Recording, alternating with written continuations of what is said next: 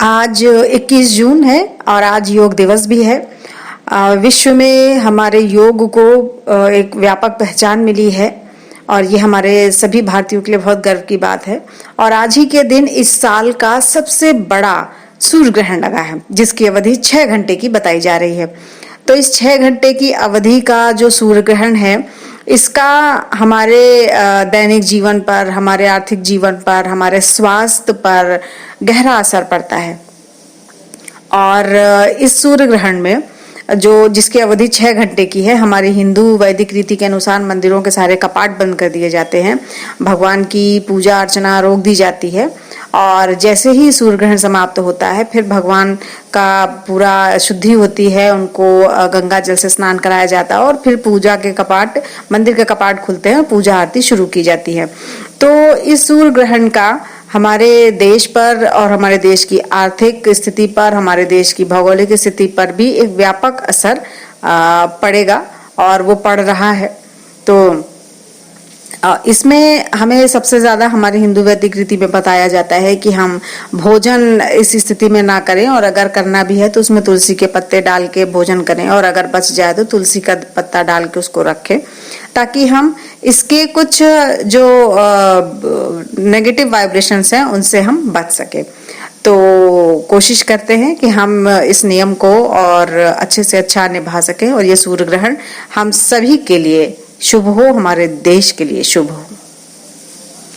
हाँ जी, फिर से आप बता दें कि ये जो सूर्य ग्रहण हमारे देश पर लगा है, इसका हमारे देश की भौगोलिक, आर्थिक और बाकी हमारे देश के लोगों के ऊपर इसका क्या असर पड़ेगा?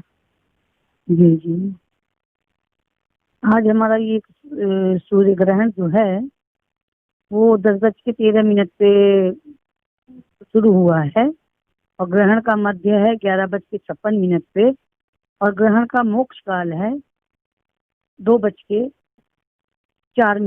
हमारे प्रयागराज में।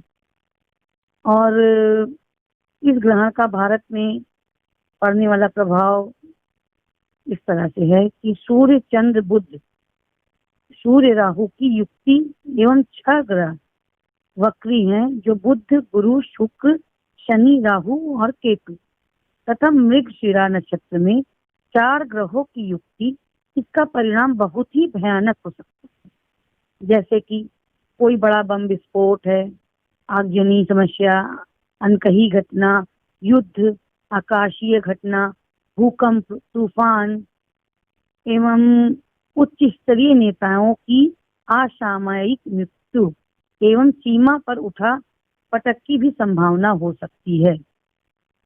तो इस प्रकार से इसमें हम सभी लोगों के ऊपर इसका बहुत ही बड़ा प्रभाव पड़ेगा देश पे, और हमारी विभिन्न राशियों पर भी उसका उसी प्रकार से प्रभाव पड़ेगा।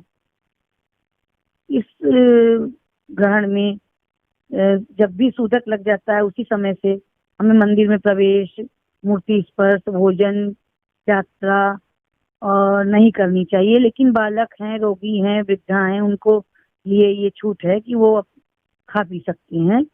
भोजन में हमें दूध, दही, घी इत्यादि जो हैं और अचार हैं, तो उन सब चीजों में हम कुश या तुलसी रख सकते हैं। और जो गर्भवती महिलाएं हैं हमारी, उनके पेट पर गाय के गोबर का पतला सा लेप लगाते हैं, जिससे कि उनके होने वाले बच्चे के ऊपर भी कोई उसका असर न पड़े। ग्रहण के पश्चात हमें स्नान दान करके भोजन करना चाहिए। जिसकी भी पत्रिका में या जिसकी भी कुंडली में राहु लग्न में हो, तथा जिसकी पत्रिका में सूर्य राहु साथ में हो, और जिनकी पत्रिका में ये सूर्य और राहु साथ में होकर वर्ष फल देते हो, तो इनको उपाय जरूर करना चाहिए। उपाय ग्रहण करने से उनकी सारी परेशानियां और शारीरिक, आर्थिक, मानसिक दूर होंगी। इसलिए ये चीज जरूरी है कि ग्रहण में हम विशेष रूप से हर चीज को जान के और अपने राशि अनुसार उपाय करें।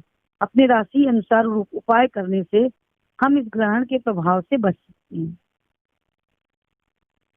जी, तो इसमें मंदिरों के कपाट बंद कर दिए जाते हैं हमारी हिंदू वैदिक रीति के अनुसार।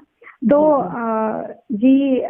मैम, इसका हमारे देश की आर्थिक स्थिति पर और इसकी भौगोलिक स्थिति पर क्या असर हो सकता है, क्योंकि अभी जैसे चाइना के साथ युद्ध जैसे हालात बने हुए हैं, तो हमारे प्रधानमंत्री जी ने कहा है कि इसे हम युद्ध का रूप नहीं लेने देंगे, इसे विवाद है, इसको हम सुलझा लेंगे। तो एकमात्र हमारी तरफ से प्रयास करने से ये सारी चीजें नहीं होंगी, अगला भी अगर इस चीज के लिए प्रयासरत रहे तो ऐसा क्या लगता है कि ये जो युक्ति बन रही है, तो इसमें चाइना क्या इस चीज को समझ पाएगा या वो युद्ध करके ही मानेगा? नहीं, तो ये ग्रहण जो लगा हुआ है उस हिसाब से तो साल में 3-4 ग्रहण अशुभकारी होता ही है। और जो है ग्रह और नक्षत्र जिस जिस प्रकार से हो रहे हैं, इसमें हम ये नहीं कह सकते हैं कि युद्ध नहीं ही होगा, या जो है शांति वार्ता से ही काम चल जाए तो वो तो अच्छा ही है। लेकिन इस समय ग्रह नक्षत्र ऐसे हैं कि वो कुछ भी करवा सकते हैं, बॉर्डर पे कुछ न कुछ तो होना निश्चित ही है। और 28 तारीख तक खतरा बहुत ही ज्यादा रहेगा। 28 तारीख अगर हो जाता है तो उसके बाद खतरा कम हो जाएगा। अच्छा, मतलब 28 जून तक? जी, 28 जून तक। अच्छा अच्छा। ग्रहण से 28 जून तक हमें कुछ भी किसी भी तरीके से भूकंप, तूफान, बॉर्डर पे भी कुछ भी हो सकता है। तो उसमें हम स्पष्ट रूप से ये नहीं कह सकते हैं कि ना हो। ग्रह तो हमारे ऐसे ही हैं और ये कि वो होना निश्चित बताते हैं। तो उसमें हो सकता है कि हम लोग हमारे देश में जितना धर्म कर्म होता है तो उस हिसाब से कुछ भगवान ऐसा कर दें कि शांति रहे। हम लोगों की यही कामना है कि भगवान सूर्य करें कि हमारे देश में शांति रहे और सुरक्षा बनी रहे हमारे देश में। जी। और इसके लिए हमें अपने स्वास्थ्य पर इसका ज्यादा असर न हो, इसके लिए हमें क्या करना चाहिए मैम? कि जो भी हमारे ग्रह हैं, हमारी राशि है, उसी के अनुसार हमको दान करना चाहिए। जी। और कुछ भी अगर नहीं मालूम हो, हमारी राशि हमको नहीं मालूम है, हम नहीं जानते कोई उपाय, तो भी हम सफेद चीजों का दान जरूर करें। क्योंकि पृथ्वी और सूर्य के बीच में चंद्रमा आता है, तो ही ग्रहण लगता है। तो उसमें हम सफेद चीजों का दान करें। दूध है, दही है, चावल है, आटा है। तो इन सब चीजों का अगर ग्रहण के बीच में दान करें और ग्रहण के पश्चात दान करें तो वो लाभकारी है। और अलग अलग राशि के हिसाब से भी उसमें उपाय किया जा सकता है। इसका अलग अलग राशि पे भी अलग अलग क्योंकि फल होता है। जी हाँ, जैसे मेष राशि है, मेष राशि के लिए ये ग्रहण बहुत अच्छा है। जी। उसका भाग्य अच्छा बनेगा और जो भी काम करेंगे मेष राशि वाले उनको सफलता प्राप्त होगी।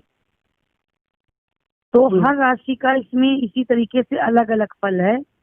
तो हमें अपने राशि के अनुसार से ही दान करना चाहिए। जी। अच्छा मैम, ऐसा भी जैसे कि मैं आप सभी राशि का मैं बता देती हूँ जी कि मेष राशि को श्री की प्राप्ति होगी। श्री मतलब होती है लक्ष्मी। जी। तो मेष राशि को श्री प्राप्ति होगी। वृष राशि को क्षति होगी, यानी कि नुकसान है वृष राशि का। मिथुन राशि को घात है जी। और कर्क राशि की हानि है। सिंह राशि को लाभ है। कन्या राशि को सुख मिलेगा और तुला राशि का मान नाश होगा। वृश्चिक राशि की मृत्यु तुल कष्ट होगा। यानी कि वृश्चिक राशि वालों को इस ग्रहण में बहुत ही सावधानी की जरूरत है। वो ग्रहण में एकदम न निकले, न ग्रहण के को देखें। धनु राशि को स्त्री पीड़ा होगी, यानी कि उसकी स्त्री को कष्ट होगा जिसका धनु राशि है जी। और मकर राशि को सौख्य है। कुंभ राशि को चिंता, मीन राशि को व्यथा उत्पन्न होगा। और ये तो सामान्य बात हो गई, लेकिन इसकी जो पूर्ण व्याख्या यही है कि इस प्रकार से सूर्य ग्रहण जिस वक्त भी लगेगा वो आज अपने भारत की लग्न कुंडली में वृषभ राशि की बनती है जी। तो धन भाव अर्थात मिथुन राशि पर ग्रहण लगने जा रहा है। तो अभी मंगल के नक्षत्र में, बुध की राशि में, मोक्ष का राहु के नक्षत्र में होगा। तो आर्द्रा में होगा। यह स्थिति भारत के लिए बहुत उचित नहीं है। जी जी। इस वक्त ग्रहण जब लग रहा है 21 जून को, तो इस हिसाब से इसमें प्रवेश जब हो रहा है तो उस तरह से भारत की कुंडली में 6 ग्रह जो हमारे वक्री हैं, और बुध गुरु शुक्र शनि और केतु 4 ग्रहण के काल के समय हो गए हैं। मिथुन राशि में ये सब रह रहे हैं। तो सूर्य, चंद्र, बुध और राहु मतलब 6 ग्रह वक्री हुए। चतुर्थ ग्रही लगने जा रहा है। पिछला जो ग्रहण हमारा हुआ था वह 6 ग्रही में था और यह चतुर्थ ग्रही में है। तो मंगल नक्षत्र में यह ग्रहण लगने जा रहा था और मंगल इस वक्त वक्री है। तो राहु के नक्षत्र में मोक्ष होगा, तो राहु सदैव ही वक्री ही रहता है। तो गुरु की स्थिति भी इसमें द्वादशी और उत्तराषाढ़ के तृतीय चरण में प्रवेश किया, तो 5:05 पर ये अवश्य हो जाता है। तो इसमें ग्रहण जो लग रहा है इस समय सिंह लग्न वालों के लिए मोक्ष का समय हो जाएगा। तो ये आखिरी में सिंह लग्न और तुला लग्न में आ जाएगा। तो इसीलिए तुला राशि वालों के लिए ये दिक्कत का समय रहेगा जी। और सभी राशि पे ठीक ही है। सबसे ज्यादा वृश्चिक राशि वालों के लिए दिक्कत है, जिसमें हमें विष्णु सहस्त्र नाम का जाप करना चाहिए और आदित्य हृदय स्तोत्र का जाप करना चाहिए, जिससे कि हमें फायदा होगा। और सभी राशियों के लिए ये उपाय है। और अगर कुछ नहीं आता है तो श्री राम शरणम ममा या ओम नमो भगवते वासुदेवाय नमः का जप निरंतर करते रहें, तो वो लाभकारी है। जी। अच्छा मैम, ये भी ऐसा साइंटिफिक रीजन से बताते हैं कि जब ये लगता है ग्रहण, तो ग्रहण खत्म होने के बाद भी कुछ समय तक उसका असर रहता है।